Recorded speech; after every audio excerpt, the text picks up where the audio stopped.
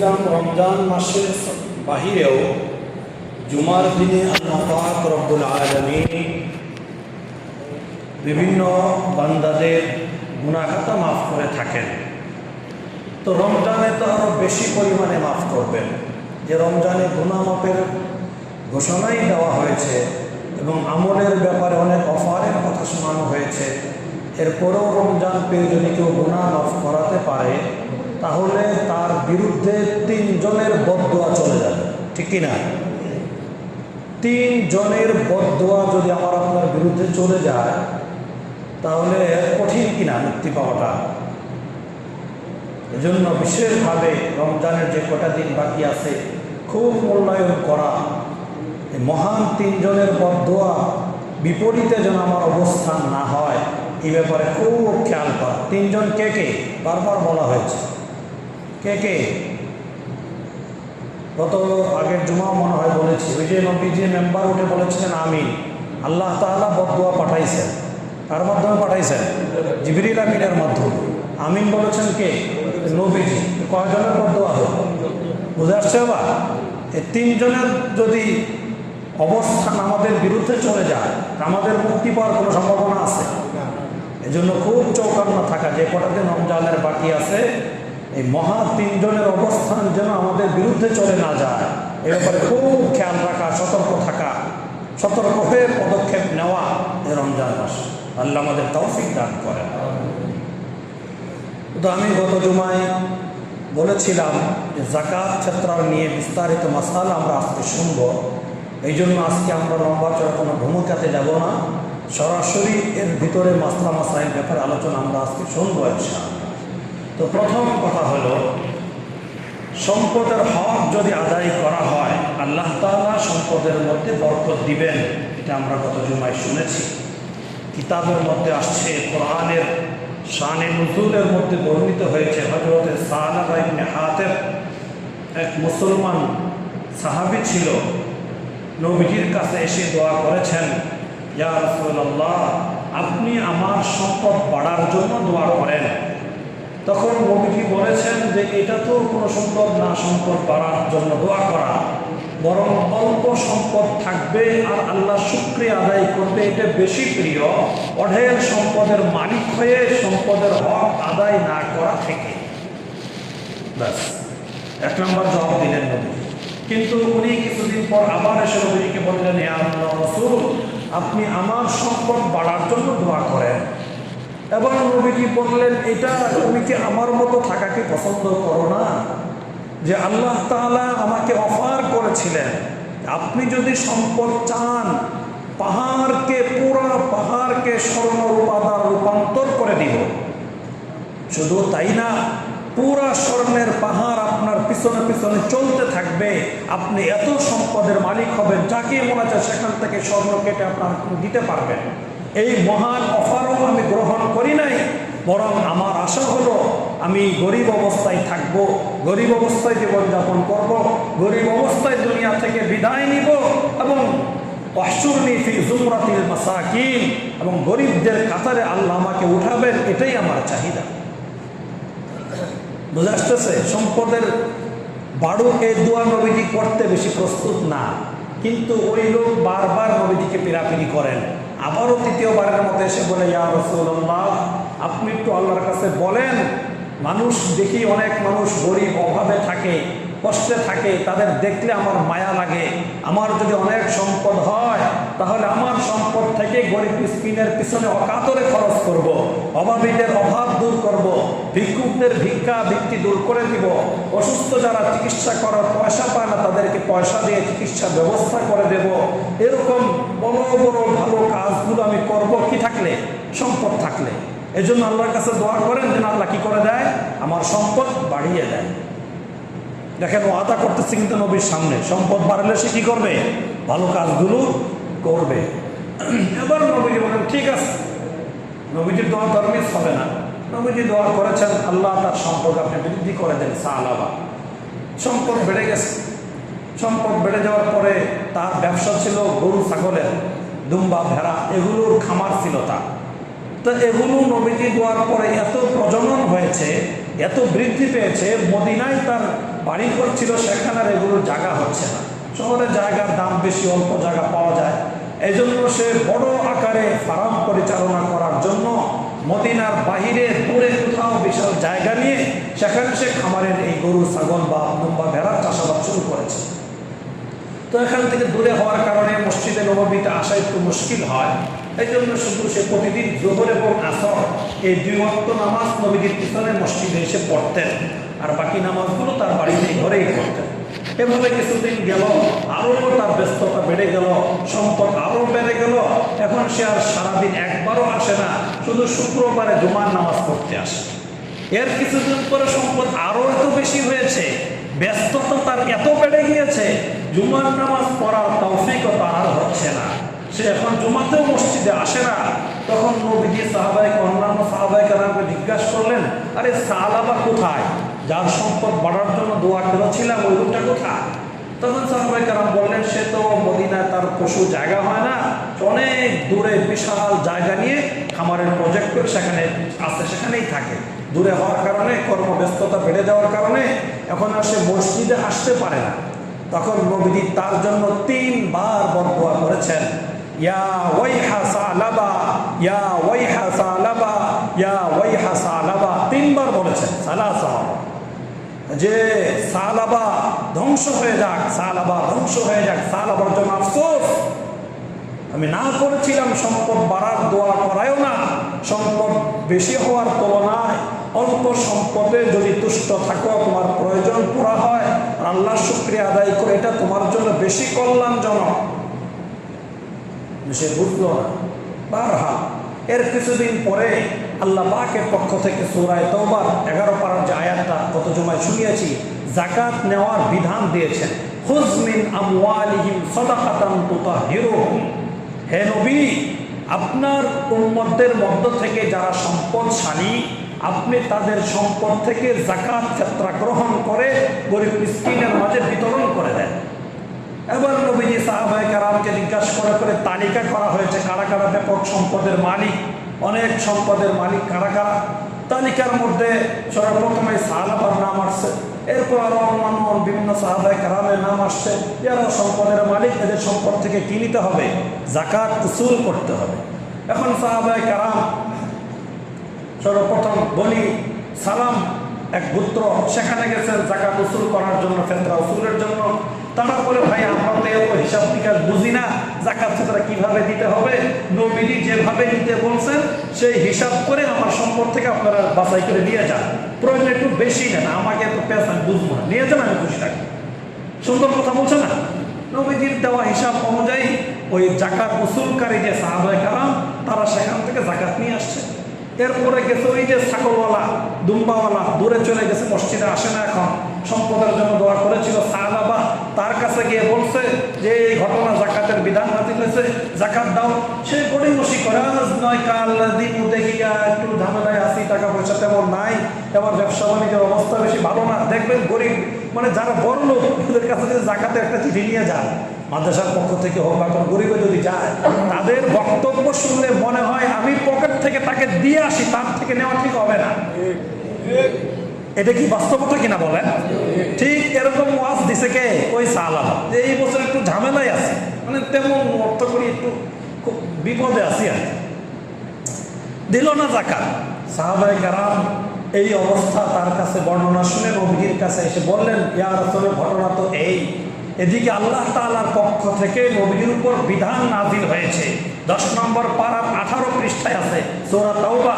আল্লাহ তাআলা বলেছেন যে যখন কোনো বান্দা আল্লাহর সঙ্গে ওয়াদা করে, যে খরচ একটু ওয়াদা করছে না, যে গরিব মিসকিনকে দিব, এই করব, সেই করব, বহুত জন কল্যাণমূলক কাজ করবো, উল্টায় ফেলবো একবারে, বলছে কিনা, ওয়াদা করছে কিনা, এগুলো ভুলে গেছে। আল্লাহ এটা বলছে যে ওয়াদা করে, পরে যখন ফালাম্মা আতাউ মিন ফাদলিহি বাখিলু বিহি, অতঃপর যখন আল্লাহ তাআলা তাকে সম্পদ দান করে, তখন সে সম্পদ দেওয়ার ব্যাপারে বাখিলু বিহি, কি করে? বখিল করে, কৃপণতা করে, দেয় না, দিতে চায় না। একটা শক্ত বিধান নাযিল হয়েছে। এই বিধান শোনার পরে তার কানে যখন গেছে, সর্বনাশ হয়ে গেছে। দিলি না তো সম্পদ, তার বাহানা করলে আবার যাকাত দিবি কি দিবি না সন্দেহ, দেখ আল্লাহ কি দিছে। এটা শোনার পরে সে 500, একটা দুইটা না, কয়টা, 500 দুম্বা ভেড়া ছাগল বকরি যা আছে নিয়ে সকালবেলা মসজিদে নবীর মানে চত্বরে উপস্থিত। নবীজি, ইয়া রাসূলুল্লাহ, আমার যাকাতের মাল নেন। নবীজি পরিষ্কার বলেছেন, আল্লাহ তাআলার পক্ষ থেকে তোমার এই যাকাত নিতে আমাকে নিষেধ করা হয়েছে, কাজেই তোমার এই যাকাত এখন আর আমি গ্রহণ করতে পারবো না। বলেন কত বড় অভিশাপ তার নামে চলে আসছে। নবীজির ইন্তেকাল হয়ে গেছে, যাকাত নেন নাই তার। পরবর্তীতে আবু বকরের যুগে সে যাকাত দিতে আসছে, আবু বকরও যাকাত নেন নাই। ওমরের যুগে আসছে, তিনি যাকাত বলছে, যেই যাকাত নবীজিকে আল্লাহ নিতে নিষেধ করেছেন ওই যাকাত আমি তোমার থেকে নিব, এটা আমার পক্ষে সম্ভব না। তোমার সম্পদ নিয়ে তুমি খুশি থাকো, তুমি আরো ঢের সম্পদের মালিক হও, তোমার সম্পদ আল্লাহর কোনো প্রয়োজন নেই। কি বুঝলেন? সম্পদের হক যদি আদায় করি আল্লাহ সম্পদ বাড়িয়ে দিবেন, দুনিয়াও সফলতা পরকালেও সফলতা। হযরত উসমান গনি রাদিয়াল্লাহু তাআলা আনহু উপাধি হয়েছে গনি, কত ওঢের সম্পদ আল্লাহ ওনাকে দান করেছিলেন। সম্পদশালী হওয়া নিষেধ না, সম্পদের হক আদায় না করা এটা হলো অন্যায়। কথা বুঝতেছেন? উসমান রাদিয়াল্লাহু তাআলা সম্পদের কত হক আদায় করেছেন, আমি 2-1 বছর আগে আপনাদের বিস্তারিত শুনিয়েছি ওনার জীবনীতে, যে ওনার দুনিয়াও সফলতা পরকালেও সফলতা, সরাসরি উনি জান্নাতে যাবে এই দোয়া আল্লাহ তাআলা ওনাকে নবীজি দুনিয়াতে সার্টিফিকেট দিয়েছেন। আর এই সাহাবা মুনাফিক ছিল, মূলত ইসলাম সে প্রকাশ করেছিল, আসলে সে কিনা কলিজার মধ্যে ইসলাম ছিল না। পরে যে সম্পদ নিয়ে আসে 500 ছাগল ভেড়া, এটা কি আল্লাহর জন্য নিয়ে আসছে? সে কি জন্য আনছে? বদদোয়া থেকে বাঁচার জন্য, মানুষকে দেখানোর জন্য, যে মানুষ বলবে ওকে বড় দানশীল। আসলে আল্লাহর জন্য তো না, আল্লাহর জন্য হলো সে গোপনে চুপে চাপে সাহাবীদের হাতেই দিয়ে দিত। সে কেন এগুলো নিয়ে আসছে বিতরণ করার জন্য, নাম ফোটাইতে? এরকম যাকাত দাতা আমাদের বাংলাদেশে মনে হয় নাই। গোপনে যদি কেউ যায়, ভাই কিছু যাকাত ফিতরা দেন না মাদ্রাসায়, এটা মানে বেশি একটা পছন্দ না, কষ্ট। আবার যেখানে অনেক ফোকাস করা হবে, ক্যামেরা ধরা হবে, অনেক ছবি করা হবে, অনেক মানুষ দেখবে, সেখানে মোটা অঙ্কের দিতেও সে কি প্রস্তুত। ওই যে ওই ব্যক্তির মতো, বুঝতেছেন কথা? আমার কথা আমি বলতেছি, কিতাবের কথা আমি শোনাইতেছি আপনাদেরকে। এজন্য আল্লাহ তাআলা আমাদের যাদেরকে সম্পদ দিয়েছেন, সম্পদের যাকাত ফিতরা, সম্পদের হক আদায় না করলে কপালে শনি আছে। এই জন্য যথাযথ সম্পদের হক আদায় করতে হবে। কোরআনের মধ্যে সূরা তাওবা 10 নম্বর পারার 11 নম্বর পৃষ্ঠায় আল্লাহ পাক রব্বুল আলামিন, না 9 নম্বর পৃষ্ঠায় আল্লাহ পাক আরো বলেছেন, ইয়াউমা ইউহমা আলাইহা ফি নারি জাহান্নাম ফাতুকওয়া বিহা জিবাহুহুম ওয়া জুনুবুহুম ওয়া যুহুরুহুম হাদা মা কানাসতুম লিআনফুসিকুম ফাযুকু মা কুনতুম তাকনিজুন। যে অনেক সম্পদের মালিক হয়েছে, যাকাত ফিতরা দেয় নাই, পরকালে তার এই সমুদয় সম্পদকে আল্লাহ তাআলা আগুনে পুড়িয়ে গলিত লোহার রূপ দিবেন। কিসের রূপ? গলিত লোহা। লোহাকে অনেকক্ষণ জ্বালাইলে লাল টকটকা হয়ে যায়, হয় কি না? ইয়াউমা ইউহমা আলাইহি, ইউহমা মানে গরম করা হবে আগুনে তার সমুদয় সম্পদকে, সমস্ত, শুধু সোনা রূপা না, নগদ যা সম্পদ আছে তার সমস্ত সম্পদকে কি করা হবে? আগুনে উত্তপ্ত করা হবে, গরম করা হবে। গরম করার পরে এই সম্পদ দ্বারা ফাতুকওয়া দাগ দেওয়া হবে জিবাহুহুম ওয়া জুনুবুহুম ওয়া যুহুরুহুম। সর্বপ্রথম তার কপালে দাগ দেওয়া হবে। কেন? কেউ চাইলেই কপালে চামড়াটাকে ঘুষে দেয়, তাই না? এটা বিরক্তি ভাই, মোল্লা মুন্সি দেখলেই খালি টাকা চায়, মানে একটা হুজুর দেখলেই বিরক্তি ভাব শৈলে চলে আসে। না জানি কোনটা দাবি করে বসে, না জানি মসজিদের জন্য চায়, না জানি মাদ্রাসার জন্য চায়, না জানি কি জন্য চায়, কি একটা ভেজাল। হুজুর দেখলেই কি একটু বিরক্তি ভাব, গরিব মিসকিন ফকির মিসকিন দেখলে বিরক্তি ভাব, কপালের চামড়া কুচকায় দেয়। এই জন্য সর্বপ্রথম তার সম্পদ গরম করে তার কপালে আগে দাগ দেওয়া হবে, সেক দেওয়া হবে। বুঝতেছেন কথা? এরপরে তার পাশে, দুই পাশে পাজরে, এই বাহু এর নিচে পাজরের মধ্যে দাগ দেওয়া হবে ওই সম্পদ গরম করে। এরপরে তার পিঠের মধ্যে ওই গরম লোহা, যেটাকে সম্পদটাকে লোহার রূপ দিয়ে গরম করেছেন, ওইটা দ্বারা তার পিঠের মধ্যে দাগ টানা হবে। কেমন লাগবে বুঝতেছে? পারবেন নি সহ্য করতে? একটা সামান্য সুইয়ের গোতা লাগলে 3টা লাভ দেয়, ঠিক কিনা? আর গরম লোহা, আর লাল টকটকে গরম। আর কি দুনিয়ার কোনো আগুনের গরম করা হয়েছে? জাহান্নামের আগুনে গরমকৃত, কি মারাত্মক! সেটা দিয়ে যদি দাগ দেওয়া হয় কপালে, পাজরে, পিঠে, কত কষ্ট হয়। এরপর আল্লাহ বলবেন ফাযুকু মা কুনতুম তাকনিজুন, যেই সম্পদ গড়েছ, পাহাড় তুল্য সম্পদ জমা করেছ, সম্পদ জমা করার ক্ষেত্রে বৈধ অবৈধর কোনো বিচার করো নাই, সম্পদের হকগুলো যথাযথ আদায় করো নাই, আজকে সেই সম্পদ জমানোর শাস্তি ভোগ করতে থাকো। সহজ কথা, তাই না? এটা কোনো ব্যাপারই না, দুইটা দাগ খাইলাম, তিনটা দাগ খাইলাম, সম্পদ তো করে গেলাম। আল্লাহ আমাদেরকে হেফাজত করেন। হাদিসের মধ্যে বুখারী মুসলিমে বর্ণিত হাদিস, একদম সহিহ হাদিস, নবী করিম সাল্লাল্লাহু আলাইহি ওয়াসাল্লাম বলেছেন, মান আতাহুল্লাহু মালান ওয়া লাম ইউআদ্দি যাকাতাহু, আল্লাহ তাআলা যে ব্যক্তিকে সম্পদ দান করেছেন কিন্তু যে সম্পদের হক আদায় করে নাই, যাকাত ফিতরা এবং সাধারণ দান সদকা সে করে নাই, ওয়া লাম ইউআদ্দি যাকাতাহু, যাকাত আদায় করে নাই, আল্লাহ দিয়েছেন সম্পদ, কি হবে? এই সম্পদগুলোকে সুজাআন মুসবিলা লাহু সুজাআন আখরা, এমন বিষাক্ত বিষধর দুই মুখা সাপের রূপ দিবেন, যেই সাপের মাথায় অতিরিক্ত বিষ জমার কারণে মাথার লোমগুলো, চামড়াগুলো পড়ে টাক মাথা হয়ে থাকে।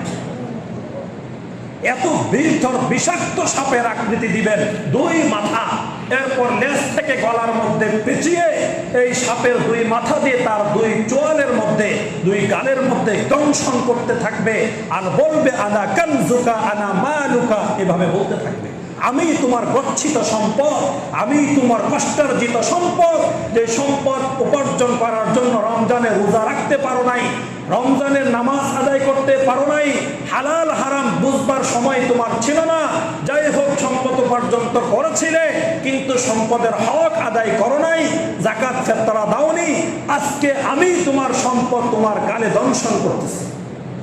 বলেন কেমন লাগবে?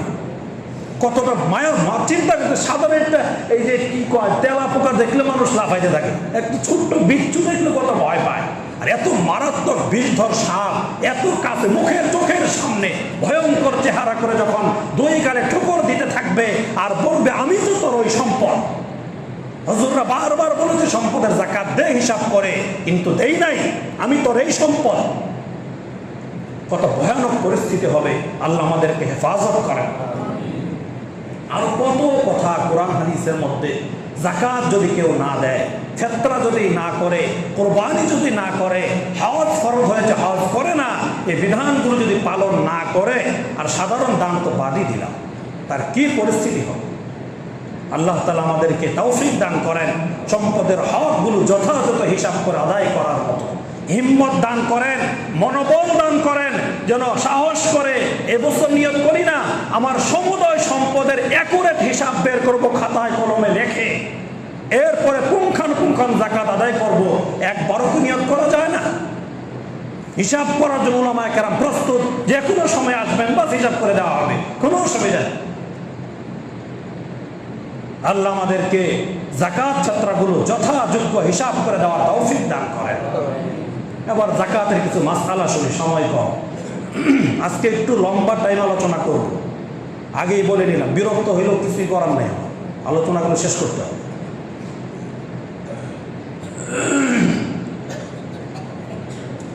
যাকাত কার উপর ফরজ হয়? এক নাম্বার কথা, আকেল, বালেগ, মুসলমান, স্বাধীন, নেশাবের মালিক। আকেল তার মানে পাগলের উপর যাকাত কিনা ফরজ না। পাগলের অ্যাকাউন্ট অনেক টাকা আছে, পাগলের নামে অনেক সম্পদ আছে, কিন্তু পাগলের উপর কি ফরজ না? যাকাত ফরজ না। তারপরে আকেল বালেগ, তার মানে নাবালেগ যদি অনেক সম্পদের মালিক হয়, অনেক গয়নাগাটি থাকে, গিফট করে, বাচ্চা কাচ্চিদেরকে গিফট করেন অনেকেই, অনেক সম্পদ সোনা গয়না থাকে, ওই বাচ্চা যদি অনেক সম্পদের মালিকও হয়, তবুও বাচ্চার সম্পদে কি হয় না? যাকাত ফরজ হয় না। বুঝে আসছে কথা? আকেল বালেগ, এরপরে স্বাধীন, গোলাম বাদী আমাদের নাই, এটা বলা দরকার নেই। আচ্ছা, এরপরে হলো কি? মুসলমান। কাজে বিধর্মীদের উপর যাকাত কিনা, ওদের তো কোনো বিধানই নেই, যাকাত আসবে কি জন্য? মুসলমান যারা।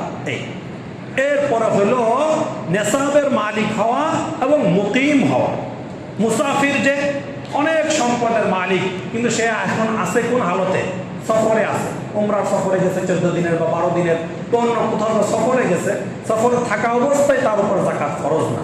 হ্যাঁ, সফর থেকে ফেরত আসলে সাথে সাথে যাকাত কি হয়ে যাবে, যদি সম্পদ থাকে ফরজ হয়ে যাবে। এই জন্য মুকিমের কথা বলা। এরপর হলো নেসাবের মালিক, যে নেসাবের মালিক হবে তার উপর যাকাত ফরজ হবে। শর্ত হলো যখন নেসাবের উপর চান্দ্র বছর হিসাবে 1 বছর অতিবাহিত হবে। এখন নেসাব বলতে কি বোঝায়, এটা একটু বুঝলেই যাকাতের মাসলা মোটামুটি ক্লিয়ার হয়ে যায়। আপনার মনে করেন অনেক সম্পদ আছে, জায়গা আছে, জমি আছে, গাড়ি আছে, ফ্যাক্টরি আছে, বাড়ি আছে, কয়েকটা বলগেট আছে, খোলা আছে, নানানটা আছে, এই সবগুলোর উপর কি না যাকাত ফরজ না। যাকাত ফরজ হয় আমাদের বাংলাদেশে মাত্র 4 প্রকার সম্পদের উপর। বলেন কয় প্রকার সম্পদের উপরে? 4 প্রকারের বাইরে কোনো সম্পদের উপর বাংলাদেশি মানুষের উপর কি হয় না, যাকাত ফরজ হয়। বুঝতেছেন কথা? অন্যান্য দেশে যেগুলো বিশাল বড় বড় মরুভূমি আছে, ওই সমস্ত দেশের মানুষের পশু গবাদি পশুর উপরেও যাকাত ফরজ হয়, ওটা আমাদের দেশে নাই, ওই সিস্টেম নাই। তাহলে মাত্র 4 প্রকার সম্পদের উপর বাংলাদেশিদের উপর যাকাত কি হয়, ফরজ হয়। 1 নাম্বার স্বর্ণ, 2 নাম্বার রূপা, 3 নাম্বার টাকা, 4 নাম্বার ব্যবসায়ী মাল। মাত্র 4টা। 1 নাম্বার বলেন স্বর্ণ, 2 নাম্বার রূপা, 3 নাম্বার টাকা, 4 নাম্বার ব্যবসায়ী মাল। কাজে আপনাদের ঘরে যদি অনেক ইয়ে থাকে, ডেকোরেশন করা হাঁড়ি পাতিল থাকে, বা গোল্ড কি কয় যে হীরা মুক্তা, এগুলোর কোনো অলঙ্কারাদি থাকে, এগুলোর উপর যাকাত ফরজ হবে? বলেন স্বর্ণের থেকে ওগুলোর দাম বেশি কিনা, যাকাত ফরজ হবে? হবে না। সুন্দর কথা না? যাকাত শুধু এই 4 প্রকারের বাইরে যত কিছুই থাকুক যাকাত ফরজ হবে না, শুধু 4টে: স্বর্ণ, রূপা, টাকা, ব্যবসায়ী মাল। এর বাইরে যত কিছু থাকুক, অনেক দামি দামি অলঙ্কার আছে যেগুলো স্বর্ণ রূপার না, অন্য কোনো পদার্থের তৈরি। বুঝেন নাই? অন্য কোনো পদার্থ দ্বারা এখন অনেকে কিনে, শখ করে কিনে দেয়, কিনতে পাওয়া যায়। অন্য কোনো পদার্থের অনেক অলঙ্কার আছে, দামি দামি অলঙ্কার, ওটা লাখ লাখ কোটি কোটি টাকার অলঙ্কার আছে নাই? তার ঘরে আপনার অনেক এই যে বিভিন্ন কি আছে, এগুলা হাঁড়ি পাতিল, প্লেট, জগ ইত্যাদি, এগুলো অতিরিক্ত অনেক আছে। অনেক দামি দামি ঘরে মোবাইল আছে, কথা বুঝেন নাই? অনেক কিছু আছে যেগুলো, একটা এসি আছে অনেক দামি দামি, প্রয়োজনের বাইরেও আছে। এগুলোর উপরে কি নাই, যাকাত নাই। কথা ক্লিয়ার বুঝতেছেন? যাকাত মাত্র কয় প্রকার সম্পদ? 4 প্রকার। বলেন স্বর্ণ, রূপা, টাকা, ব্যবসার মাল, বাস। এর বাইরে আর কোনো কিছুর উপর যাকাত ফরজ হবে না। সহজ কথা, বুঝতেছেন কথা? এবার একটা একটা করে সংক্ষিপ্ত ব্যাখ্যা শোনেন। প্রথম কথা হলো স্বর্ণ থাকলে যাকাত ফরজ হয়। এখন আমরা শুনে থাকি, অনেকের কাছে শুনছি, জানছি যে 7.5 ভরি স্বর্ণ হইলে তার উপর যাকাত কি হয়, ফরজ হয়। এখন এসে বলে দুজন, আমার ঘরে তো 5 ভরি আছে, 6 ভরি আছে, 4 ভরি আছে, আমার উপর যাকাত ফরজ হবে? এই প্রশ্ন অনেকেই কি করে থাকে। এই জায়গাটা আমাদের বুঝতে হবে। স্বর্ণ যদি এমন হয় যে স্বর্ণের সাথে অন্য আর কোনো সম্পদ নাই, এই যে 4 প্রকার সম্পদের কথা বলা হলো, স্বর্ণের পাশাপাশি এই 4টা আর একটাও নাই, নগদ 100-200 টাকাও আপনার মালিকানার মধ্যে নাই, রূপার একটা আংটি বা চেন কোনো কিছু নাই, ব্যবসার মাল তো নাই, শুধুই স্বর্ণের মালিক আপনি, আর কোনো কিছু আসলেই নাই, সেক্ষেত্রে আপনার ব্যাপারে বিধান হলো স্বর্ণ 7.5 ভরি পূর্ণ হইলে আপনার সেখান থেকে যাকাত দিতে হবে। আর যদি স্বর্ণের সাথে অন্য কোনো কিছুর মিশ্রণ হয়, এবং বাংলাদেশে এমন মানুষ পাওয়া খুব কঠিন যে শুধুই স্বর্ণের মালিক, নগদ 1-10টা বা 10-20 টাকার মালিক না, এমন মানুষ বাংলাদেশে খুঁজে পাওয়া কি সহজ? প্রত্যেকের কাছে, মানে সবার কাছে 10-20 টাকা হলো কি আছে, মানি ব্যাগে বা টাঙ্গে কোনো জায়গায় আছে। 1-200 তো থাকতেই পারে, হয়তো 1-2 লাখ নাই, 2-4-500 তো আছে, 1-2 হাজার তো আছে। সামান্য টাকাও যদি থাকে আপনার কাছে, তাহলে এখন আর স্বর্ণের 7.5 ভরির হিসাব চলবে না, এখন সরাসরি স্বর্ণের মূল্যের মধ্যে চলে যাবে। বুঝে আসছে কথা? এখন হিসাবটা হবে কিসের? স্বর্ণের মূল্যের হিসাব। এখন স্বর্ণের মূল্য যদি ধরেন, তাহলে বর্তমান 22 ক্যারেটের স্বর্ণ যেগুলো, 1 ভরির দামই তো প্রায় 1.5 লাখ টাকা। আর এবছর যাকাতের একটা নিম্নমানের পরিমাণ ধার্য করা হয়েছে ইসলামিক ফাউন্ডেশন থেকে 95,000 টাকা। কত? 90 থেকে 95 হাজার টাকা যদি কারো কাছে থাকে তাহলেই তার যাকাত ফিতরা দেওয়া ফরজ, দিতে হবে। বুঝতেছেন কথা?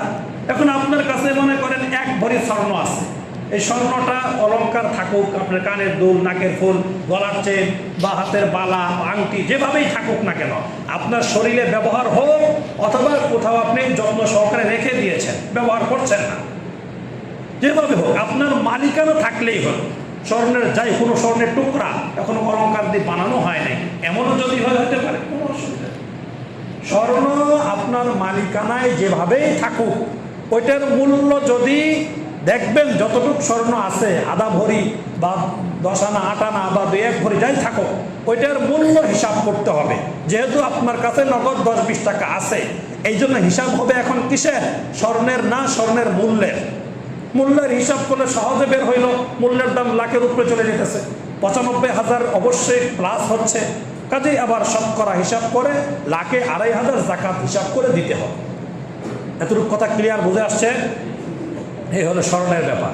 এবার আসে রূপার মধ্যে একই বিধান। যদি আপনার কাছে একদম স্বর্ণের কিচ্ছু নাই, নগদ টাকা 1 টাকাও নাই, ব্যবসারও কিচ্ছু নাই, শুধু রূপা আছে, তাহলে আপনার উপর যাকাত ফরজ হবে কখন? রূপা যখন 52.5 ভরিতে পৌঁছাবে, তখন আপনার উপরে কি হবে? যাকাত ফরজ হবে, আর নয় হবে না। কিন্তু এখন এমন তো বাংলাদেশে মানুষ নাই যে শুধু রূপারই মালিক আর কিচ্ছু নাই, এমন তো নাই। সবার কাছে কিছু রূপা 2-1 মুকুট থাকে বা আংটি কিছু থাকে বা চেনচুন থাকে, আরও টাকা থাকে কিছু, স্বর্ণের কিছু থাকলে থাকে, হাতে না থাকুক, তার কোথাও টাঙ্কি জমার একটা স্বর্ণের আংটি কেউ গিফট করছে, পুরুষের জন্য তো স্বর্ণ পরা জায়েজ নাই, সেটা পরে না, তার টাঙ্কি রেখে দিচ্ছে, এমন হতে পারে না? হইতেই পারে। এমন যদি কিছু রূপা আছে, কিছু স্বর্ণ আছে, কিছু টাকা আছে, এখানে একই বিধান। এখন আর রূপার পরিমাণ না, রূপার মূল্য হিসাব করতে হবে। বুঝে আসছেন কথা? রূপার মূল্য হিসাব করেন এবং স্বর্ণের যতটুকু হিসাব করেন এবং টাকা হিসাব করে যে 95,000 টাকা ওভার হয়, বাস তাহলে আপনার উপর যাকাত ফিতরা দিতে হবে। কথা ক্লিয়ার? 3 নাম্বার আসেন হলো নগদ টাকা। 3 নাম্বার কি? নগদ টাকা। এই নগদ টাকা বলতে আপনার পকেটে কসকসা নোট থাকা জরুরি না। আপনার টাকা মালিকানায় আছে, তবে এখন আপনার হাতে নাই। টাকাটা হয়তো টাঙ্কে কোথাও খুব সযত্নে রেখে দিয়েছেন, অথবা ব্যাংকে কোনো অ্যাকাউন্ট খুলে সেখানে রেখে দিয়েছেন, অথবা কোনো বিমা করে বিমার মধ্যে টাকা সঞ্চয় করেছেন, অথবা সমিতির মধ্যে টাকা সঞ্চয় করেছেন, অথবা এই যে বিভিন্ন কি জানি আসে এগুলা কিস্তি, ওই কিস্তির মধ্যে টাকা সঞ্চয় করেছেন। বুঝতেছেন কথা?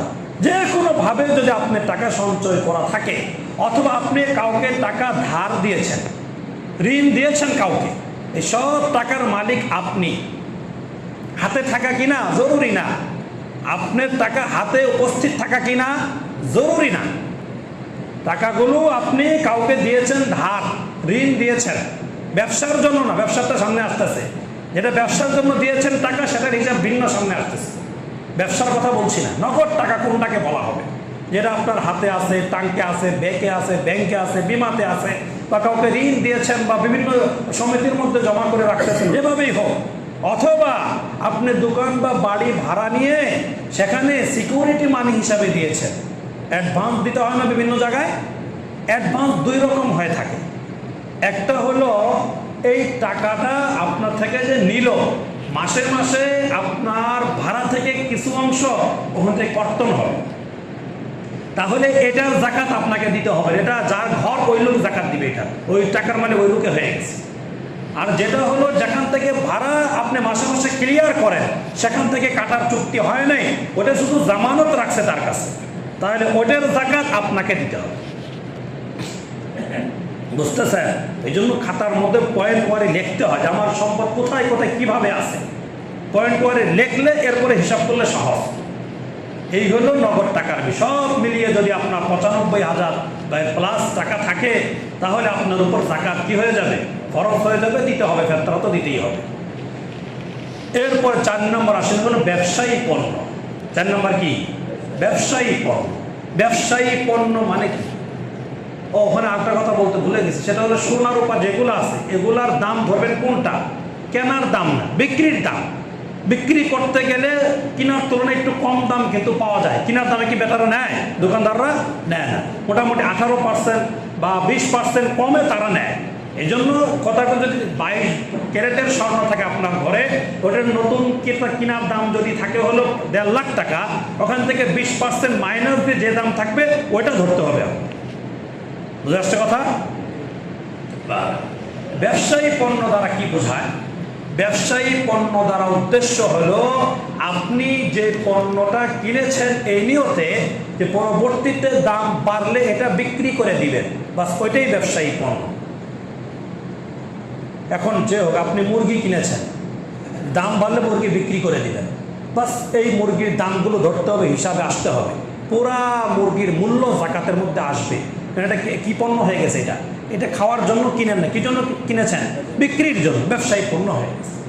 এরকম আপনি জমি কিনেছেন, 2-4 কাঠা বিভিন্ন জায়গায় জমি কিনে রেখেছেন, কেন? দাম বাড়লে জমিটা বিক্রি করে দিবেন। এই জন্য আমাদের বড়রা বলেন, জমি যদি কিনতে হয় আপনার থাকার নিয়তে কিনেন, পরে দাম বাড়লে বিক্রি করবেন, তাহলে তার কোনো সমস্যা হলো না। যদি শুরুতেই নিয়ত থাকে কি নিয়তে কিনলেন? বেচার নিয়তে, তাহলে অটোমেটিক সেটা জাকাত হিসাব, ওটার মূল্য জাকাতের মধ্যে আনতে হবে, ওই জমিরও জাকাত দিতে হবে। ওটা সাধারণ জমি নাই, কি জমি হয়ে গেছে? ব্যবসায়ী জমি হয়ে গেছে। বুঝে আসছে কথা? এরকম ভাবে আপনি গাড়ি কিনেন আর বেচেন, সিএনজি কিনেন আর বিক্রি করেন। সিএনজি কিনেছেন ভাড়া দিয়ে চালানোর জন্য না, কেন কিনেছেন? দাম বাড়লে বিক্রি করবেন। আপনি বল গেট তৈরি করেন কি নিয়তে? যেটা দাম বাড়লে, বানানো হয়ে গেলে দাম বাড়লে বিক্রি করে দিব। এমনি বল গেটের উপরে জাকাত নাই, কিন্তু যেই বল গেটটা আপনি বিক্রির নিয়তে বানাচ্ছেন, বিক্রির নিয়তে কিনেছেন, ওইটার জাকাত দিতে হবে। কথা ক্লিয়ার? বুঝতেছেন? মোট কথা, যেই পণ্যটা আপনি বিক্রি করার নিয়তে কিনবেন, ওটা যাই হোক সেটাও জাকাতের মধ্যে চলে আসবে। ওই যে বললাম হীরা, তারপরে মুক্তা, আরো যে অন্যান্য যে পদার্থগুলা, এগুলোর উপর তো জাকাত নাই, কিন্তু এগুলো যদি আপনি বেচার নিয়তে কিনেন, আপনি এগুলো কিনে বিক্রি করেন, তাহলে এটা জাকাত দিতে হবে। কেন? হীরা হিসাবে জাকাত নাকি মানে ব্যবসায়ী পণ্য হিসাবে জাকাত? ব্যবসায়ী। সহজ কথা। আল্লাহু আকবার। এই যে হলো ব্যবসায়ী মাল। এমন অনেকেই গরুর ফার্ম করে, কেউ তো গরু ক্রয় করে, কেন? যেটা কুরবানির সময় কি দিবে? কুরবানি দিবে। আর কেউ গরু ক্রয় করে এটা দুধ খাবে, দুধ বিক্রি করবে। এটা ব্যবসার গরু না, এটা ব্যবসার মাধ্যম। হ্যাঁ, যদি কেউ গরু কিনছে এই নিয়ত যে গরুটার দাম বাড়লে বিক্রি করবে, মনে করেন 10টা ছোট ছোট ষাঁড় বাচ্চা কিনছে, যে কুরবানির সময় 1 বছর পর দাম বাড়লে এটা কি করে দেবে? বিক্রি করে দিবে। তাহলে এই গরুগুলা কি হয়ে গেল? ব্যবসায়ী পণ্য হয়ে গেল। এই জন্য এই গরুর মূল্যের উপরও কি আসবে? জাকাত আসবে।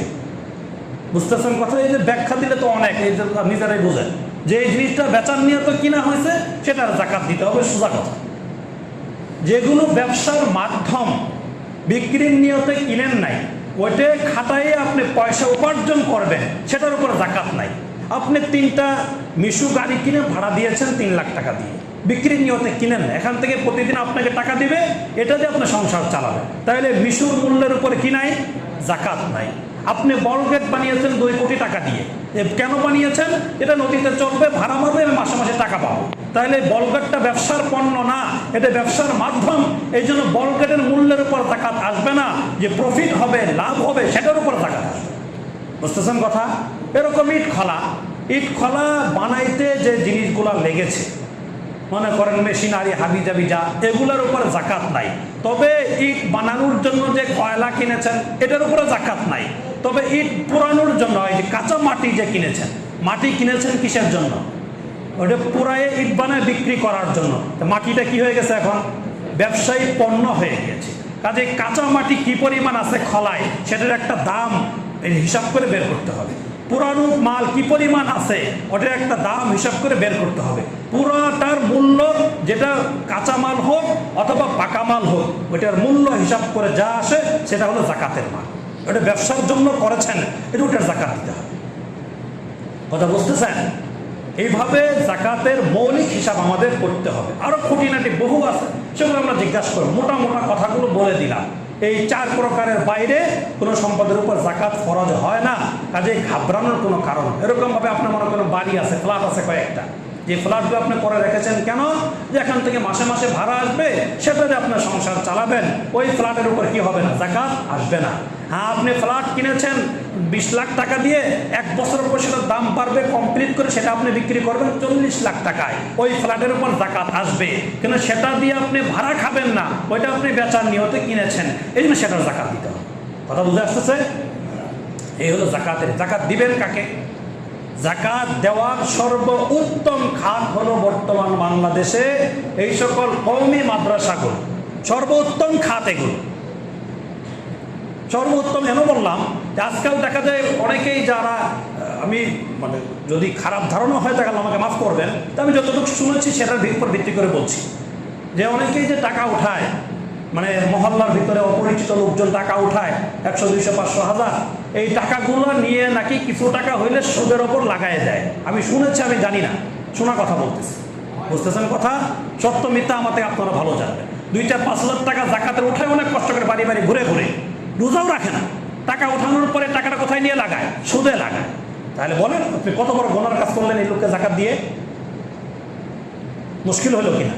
এটা তো নিশ্চিত যে মাদ্রাসাগুলোতে যে জাকাতগুলো নেওয়া হয় এগুলো একটাও সুদে লাগানো হবে না, এগুলো গরিব ছাত্রদের পেছনেই সারা বছর আস্তে আস্তে কি করা হবে? ব্যয় করা হবে। ইলমে দ্বীনে সহযোগিতা করার সওয়াব হবে, সদকায়ে জারিয়ার সওয়াব হবে এবং দানের সওয়াব হবে। এই জন্য আমাদের পাশে মাদ্রাসা আছে, আরও যার যেখানে সুযোগ হয়, যে কোনো একাধিক মাদ্রাসাও দিতে পারেন, এরকম সুযোগ আছে যে এক জায়গায় দিব আর এক জায়গায় দেওয়া যাবে না, বিষয়টা এমন না। যার যেখানে খুশি দিতে পারেন, তবে হকদার হলে আমাদের কাছে যে এটা পাওনা বেশি, ঠিক কি না? এই জন্য আমরা আমাদের জাকাত খাতের টাকাগুলো নিজ দায়িত্বে মাদ্রাসায় পৌঁছে দেওয়ার চেষ্টা করবো ইনশাআল্লাহ। করা যাবে না ইনশাআল্লাহ? এরপর হলো ঘরের আত্মীয় স্বজন যারা আছে, যারা অনেক প্রয়োজন, জাকাত খাওয়ার উপযুক্ত কিন্তু শরমে চাইতে পারে না, এমন ব্যক্তিদেরকে আপনি জাকাতের শব্দ বলা দরকার নাই, আপনি হাদিয়া শব্দ বলে তাকে দিয়ে দেন, মনে মনে নিয়ত করেন কি আপনি কি দিলেন? জাকাত দিলেন। প্রয়োজনে আগে দিয়ে দেন বা 2 মাস পরে দিবেন, যে আপনি দিবেন জাকাত, নিয়ত থাকবে মনে মনে জাকাত, কিন্তু বলবেন কি ভাই তোমার পরিবারে তুমি সুন্দর করে চলো, বাস, কোনো অসুবিধা নিয়ে দিতে পারেন। এটা একটা অনেক বড় নেকির কাজ, আত্মীয়তার বন্ধন রক্ষা হবে এতে। বাকি নিজের উসুল উপরের নিচে তো দেওয়া যায় না, জানেন, নিজের বাপ দাদা নানার উপরের দিকে কারো দেওয়া যায় না, নিচের দিকে নিজের থেকে যেগুলো বের হয়েছে, ছেলে মেয়ে নাতি, আবার নিচের দিকে যত যেগুলো দেওয়া যায়, ডানে বামে সবাইকে দেওয়া যায়। আপনার চাচাতো ভাই, ফুফাতো ভাই, খালাতো ভাই, মামাতো ভাই, ফুফু খালা যারা আছে এদেরকে দেওয়া যাবে, শ্বশুর শাশুড়িকে দেওয়া যাবে, ঠিক আছে না? ভাগিনা ভাগিনী, ভাতিজা ভাতিজি এদেরকেও দেওয়া যাবে, মানে ডানে বামে সবাইকে দেওয়া যাবে যদি গরিব হয়। এক্ষেত্রে খেয়াল রাখা, অনেকে নাবালেগ সন্তানদেরকে জাকাত দেয়, এটা মাসলাটা মনে রাখতে হবে। ওই নাবালেগের বাবা যদি সম্পদশালী হয়, যে অনেক টাকার মালিক ওই নাবালেগের বাবা, তাহলে ওই নাবালেগকে জাকাত দিলে আপনার জাকাত আদায় হবে না, আবার জাকাত দিতে হবে। আদায় হয় নাই, ওযু ছাড়া নামাজ পড়লে নামাজ হবে, আবার পড়তে হবে না, কেন? আমাদের শর্ত এরকম। জাকাত আদায় হওয়ার জন্য শর্ত হলো যে কি করতে হবে, যে উপযুক্ত যে বালেগ কিন্তু গরিব বা ছোট, ঠিক আছে, কিন্তু তার বাবা মাও গরিব, তাহলে তাকে দিলে আদায় হবে। ছোট কিন্তু তার বাবা অনেক ধনী, তাকে দিলে হবে না। যদি এমন হয় কোনো বাবা অনেক ধনী, কোটি কোটি টাকার মালিক, কিন্তু তার ছেলে বড় হয়েছে, বালেগ হয়েছে, ওই ছেলের মালিকানায় কোনো টাকাই নেই, গরিব, তাহলে ওই বড় লোকের বালেগ ছেলেকে দিলেও জাকাত আদায় হবে। বুঝতেছেন কথা? এভাবে জাকাতের ক্ষেত্রে খেয়াল করে করে দেওয়া। ধনী লোককে যদি আপনি জাকাত, আপনি মনে করেন লোকটা আসলে কি গরিব, কিন্তু আসলে লোকটা গরিব না ধনী। এখানে জাকাত খাওয়ার ক্ষেত্রে ধনী গরিবের মানে মাপকাঠিটা কি, মানে মাপটা কি, কোন মাপে বোঝা যাবে লোকটা ধনী না গরিব? কেমনে বুঝবে? যে জাকাত দেয় সেই শুধু ধনী এরকম না। বিষয় হলো, মনে করেন কোনো ব্যক্তির কাছে যদি নিত্য প্রয়োজনীয় যে জিনিসগুলো, তার থাকার ঘর বাড়ি, ব্যবহারের জিনিসপাতি, এগুলোর অতিরিক্ত যদি কোনো সম্পদ থাকে, জায়গা জমি থাকে, বা আউট কোনো অতিরিক্ত জিনিস থাকে যেটা তার প্রয়োজনের বাহিরে, যেটার মূল্য প্রায় 95,000 টাকার উপরে হবে, সামান্য একটু জায়গা আছে 1.5% বা 30 পয়েন্ট 50 পয়েন্ট দামি জায়গা হলে 50 পয়েন্ট জায়গার দামি তো হয়ে যাবে পরে লাখের উপরে, হবে কি না? তার প্রয়োজনের বাহিরে জায়গাটা, ওই জায়গার ফসলও সে খায় না, ওই জায়গাটার ভাড়াও সে খায় না, এমনিই তার ঘর বাড়ির বাহিরে প্রয়োজন অতিরিক্ত একটা জায়গা আছে তার। বুঝতেছেন কথা? তাহলে এই ব্যক্তিকে যদি আপনি জাকাত দেন, আপনার জাকাত আদায় হবে না, আবার দিতে হবে। অথচ লোকটা গরিব, কষ্ট মষ্ট করে চলে, কিছুই করার নাই, শরীয়তের বিধান এরকম, লোক গরিব, উপার্জন নাই, কিন্তু সে জাকাত খেতে পারবে না। কেন? তার প্রয়োজনের অতিরিক্ত কিছু সম্পদ আছে, যে সম্পদ তার জন্য তার সংসার চালানোর কাজে ব্যবহার হচ্ছে না। বুঝতেছেন কথা? এই জন্য ওই লোককে জাকাত দিলে আদায় হবে না। খুব খেয়াল করে হিসাব করে জাকাত কাকে দিচ্ছেন। আন্দাগুন্দা জাকাত দিলে জাকাত আদায় হবে না। বুঝতেছেন কথা? এরকম ভাবে আপনি মেয়ে বিবাহ দেওয়ার জন্য কিছু কেস জমিয়েছেন, আপনার মেয়ে বড় হয়েছে, বিবাহ দিবেন, অনেকগুলো টাকা জমা আছে, এখন এই টাকার উপরও আপনাকে জাকাত দিতে হবে। অথবা আপনি কোথাও জমি কিনবেন, টাকা জমায় রাখছেন, বা বাড়ির কাজ ধরবেন, টাকা জমায় রাখছেন, বা হজে যাবেন, টাকা জমায় রাখছেন, এগুলোর উপরে কি করতে হবে? যদি বছর পূর্ণ হয়ে জাকাত দিতে হবে। একটা কথা বারবার আসলে বছর পূর্ণ, এটা কি অর্থ? অনেকেই মনে করে যে আজকে রমজানের হলো 20 তারিখ, আজকে আমার কাছে 2 লাখ টাকা আছে, আগামী রমজান যদি এই 20 লাখ টাকা থাকে, ছাতা ধরে যায়, তাহলে এই 2 লাখ টাকা থেকে কি করতে হবে? জাকাত দিতে হবে। এটা অনেকেই মনে করেন, এটা আপনাদের আমার ভুল ধারণা, এটা হিসাব। ওই 20 লাখ টাকায় ছাতা ধরতে হবে না, 1 বছর থাকতে ছাতা ধরবে না, ছাতা ধরার পর সেখান থেকে জাকাত বের করে দিবে, এইটা তো হিসাব না। এই জন্যই বলি, এই মাসলা এইভাবে শুধু বয়ান শোনা যথেষ্ট না, কাছে এসে জিজ্ঞাসা করতে হবে, ভেঙে বলতে হবে আপনার কি আছে না আছে। হুজুরের সম্পদ আপনার নিয়ে যাবে না, বললে হুজুর নিয়ে যাবে, আর বলো হুজুর যদি চায় এত সম্ভব আমার কিছু দেন, এই ডরে অনেকে আসে না জিজ্ঞাসা করতে। আল্লাহ হেফাজত করেন, আল্লাহ আকবার। তো বলতেছিলাম যে বছর ঘোরা মানে কি? মনে করেন আজকে রমজানের 20 তারিখ, আজকে যদি যে হিসাবগুলো পিছনে দেওয়া হলে 4 প্রকার, এই সব মিলিয়ে আপনি যদি 95,000 টাকার মালিক থাকেন, বছরের মাঝখানে আপনার সম্পদ 95 কমতে কমতে 20,000-এ চলে আসে, 5,000-এ চলে আসে, 1,000-এ চলে আসে। এরপর আবার বছর পরবর্তী রমজান আসতে আসতে আবার শুধু 95 না, 95 লাখ হয়ে গেছে। সবে বরাদের সময়ও মনে করেন আপনার 2-3 লাখ টাকা ইনকাম হচ্ছে, এখন আপনি কয় লাখ টাকা জাকাত দিলেন? যেদিন আপনি জাকাতের হিসাব করতে বসলেন, কথা আগামী বছর 20 রমজানে, কথার কথা, ওই দিন আপনার কাছে মোট কত টাকা আছে, সমস্ত টাকার জাকাত হিসাব করে দিতে হবে। প্রত্যেকটা টাকার উপরে বছর ঘোরা জরুরি না। যেই টাকাটা রমজানের একদিন আগেও আপনি মালিক হয়েছেন, শুধু রমজান আপনি 20 তারিখে হিসাব করতে বসছেন, 20 তারিখের একদিন আগেও আপনি যে টাকাটা হাতে এসেছে, ওই টাকারও জাকাত দেওয়া লাগবে, যদিও সেটার উপর বছর ঘুরে নাই। কেন? মূল টাকা যে 95, ওটার উপর বছর ঘোরা মানে কি? বছরের শুরুতেও ছিল, শেষেও ছিল, মাঝখানে কমছে, তো কোনো সমস্যা না। তবে যদি এমন হয় মাঝখানে একদম জিরোতে চলে আসছেন, 1 টাকাও নেই, একদম জিরো, প্রয়োজনের খরচের বাহিরে আপনার 1 টাকাও নাই, জিরোতে চলে আসছেন, তাহলে আবার আপনার জাকাতের ওই আগের হিসাব বাদ। যেদিন থেকে আবার নতুন করে আপনার কাছে প্রয়োজন অতিরিক্ত টাকা আসা শুরু হবে এবং নেশাবে পৌঁছবে, 95,000-এ পৌঁছবে, ওখান থেকে আবার 1 বছর অপেক্ষা করে হিসাব করতে হবে। কথাটা ক্লিয়ার বোঝা আসছে? এইভাবে মূলত জাকাতের হিসাব করতে হয়।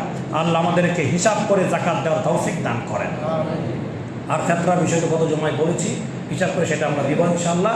এরপর আরেকটা যেটা কথা সংক্ষিপ্ত, আজকে হলো রমজানের কয় তারিখ? 20 তারিখ। 20 তারিখ দিন পার হয়ে সূর্য ডুবার আগে আগে প্রত্যেকটা মসজিদে এতেকাফ করতে হয়। কি করতে হয়? এতেকাফ করতে হয়। এটা মনে আসেনি? নবীজি জীবনে এতেকাফ বাদ দেন নাই। 2 হিজরিতে রোজা ফরজ হয়েছে, 2 হিজরি থেকে নিয়ে পুরো 8 বছর নবীজি এতেকাফ করছেন। মাঝখানে 1 বছর গ্যাপ হয়ে গেছিল, যার ফলে পরবর্তী বছর সফরে ছিলেন নবীজি। পরবর্তী বছর একটানা 20 দিন এতেকাফ করে ওটা পুরা করে দিচ্ছেন, কভার করে দিচ্ছেন। বুঝা আসছে কথা? এই জন্য এতেকাফ যাদের করার সুযোগ আছে এটা করা চাই। বিশেষ করে মসজিদগুলোতে সুন্নতে মুআক্কাদা আলাল কিফায়া যে এতেকাফ, যে পুরা মহল্লাবাসীর উপরে কিছু মানুষের দায়িত্ব হলো এতেকাফ করা। কেউ যদি না করে পুরা মহল্লার সবাই সুন্নতে মুআক্কাদা ছেড়ে দেওয়ার জন্য গুনাহগার হবে। বুঝা আসছে কথা? এই জন্য কিছু মানুষ যদি করে তাহলে বাকি মহল্লার সবার পক্ষ থেকে আদায় হয়ে যাবে, সেটা তো হলো দায়িত্ব। তবে ফজিলত পাওয়ার জন্য কম বেশি সবারই ইতিকাফের জন্য প্রস্তুত হওয়া চাই। হাদিসের মধ্যে নবীজি বলেছেন, মান ইতাকাফা ইয়াওমান ইবতিগা ওয়াজহিল্লাহি তাআলা, যে ব্যক্তি আল্লাহর সন্তুষ্টির জন্য মাত্র 1 দিনও ইতিকাফ করে, কয়দিন? মাত্র 1 দিন।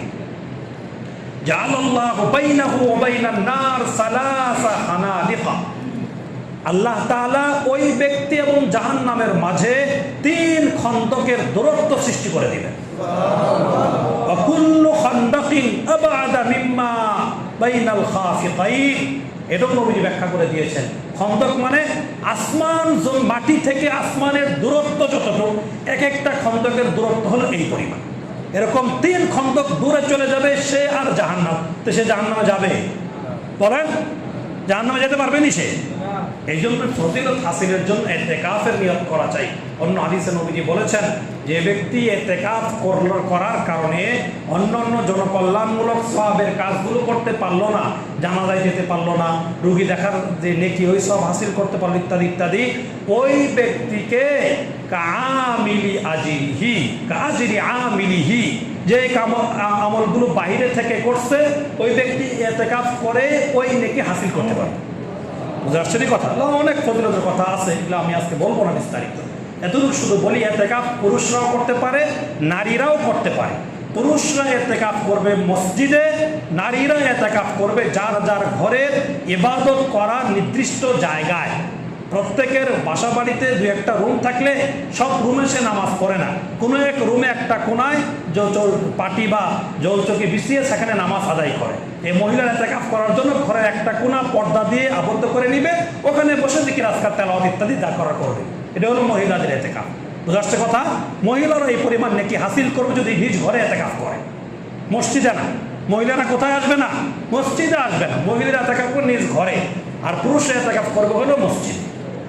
এই জন্য প্রতি বছর আমাদের মহল্লায় মাশাআল্লাহ অনেক যুবক ভাইরা ইতিকাফ করে থাকেন। এবারও আশা করি অনেক যুবক ভাইরা ইতিকাফ করবেন ইনশাআল্লাহ। এবং যুবকদের পাশাপাশি মুরব্বীরাও যারা আসি, তেমন কোনো কাজকর্ম নাই, ব্যস্ততা নাই, এবং মসজিদে বসলে ইতিকাফ বসলে আমার পরিবারে কোনো সমস্যা হবে না, এমন ভাইয়েরাও আমরা ইতিকাফ করার জন্য নিয়ত করতে পারি। আল্লাহ আমাদের তৌফিক দান করেন। এবং ইতিকাফ যারা করবে এদের সবে কদর, যেটা 1 রাতের ইবাদত হলো কত দিনের সমান? 1000 মাসের থেকেও বেশি উত্তম। ওই ফজিলত থেকেই বঞ্চিত হবে না। বুঝে আসছেন কথা? এই জন্য ওই সবে কদর হাসিল করার নিয়ত হলেও ইতিকাফ করা উচিত। প্রতি বছর না পারি, সারা এমনও আছি যে সারা জীবনে একবার ইতিকাফ করার সুযোগ হয় নাই। নবীজি যেটা জীবনেও ছাড়লেন না, ওইটা আমি জীবনেও করলাম না, তাহলে কেমন মিল হইল? পুরো উত্তর দক্ষিণ হয়ে গেল না? নবীজি যেটা জীবনেও ছাড়েন নাই, ওটা আমি জীবনেও করি না এবং করবো না, বহুত পর্যন্ত পাক্কা নিয়ত করে রাখছি, তাহলে কি হইল? নিয়ত করা যায় না যে আমরা সুযোগ করে দিলে করবো ইনশাআল্লাহ। পাক্কা 10 দিন না পারি, 10 দিন হয়তো সবার পক্ষে সম্ভব হয়ে উঠবে না, কিছু মানুষ ইনশাআল্লাহ 10 দিন করবেন, বাকিরা কমপক্ষে 1 দিন 2 দিন 3 দিনের নিয়ত কি করা যায় না?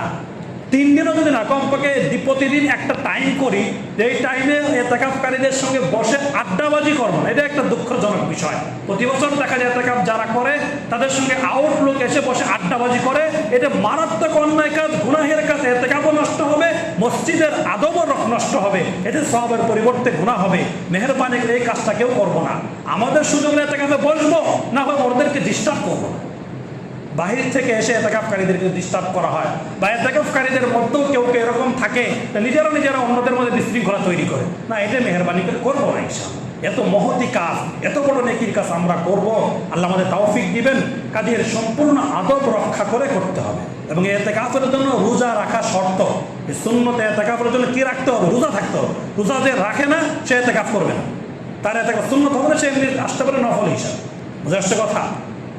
বারহাল এই ইতিকাফের আরও মাস্ত আলোচনা যারা বসবেন আমরা ইনশাআল্লাহ তাদের সঙ্গে আলোচনা করবো পরবর্তীতে।